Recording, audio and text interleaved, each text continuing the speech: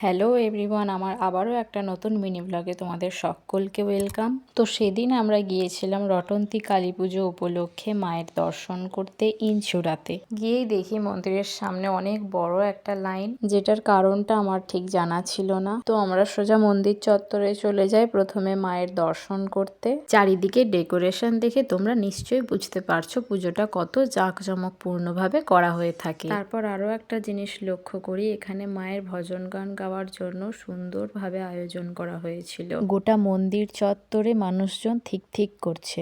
আমরা যেই সময়টায় মায়ের দর্শন করতে গিয়েছিলাম সেই সময় মাকে ভোগ দেওয়া হচ্ছিল। মাকে দর্শন করার সময় কোনো রকম ক্যামেরা আমি ইউজ করতে পারিনি। খুবই ভালো লাগলো মায়ের দর্শন করে। বেশ খানিকটা সময় আমরা মন্দির চত্বরেই কাটিয়েছিলাম, ভীষণই ভালো লাগছিল ওই জায়গাটাতে থাকতে।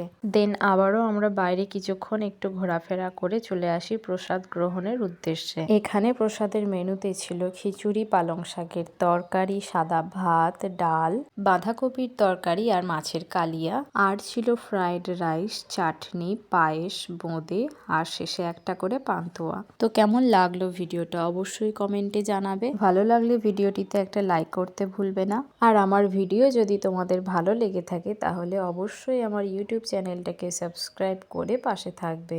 আবারও খুব তাড়াতাড়ি দেখা হচ্ছে একটা নতুন মিনি ভ্লগ নিয়ে। তো আজকের মতো ভিডিওটা এখানেই শেষ করছি। Be tuned for my upcoming new mini vlog.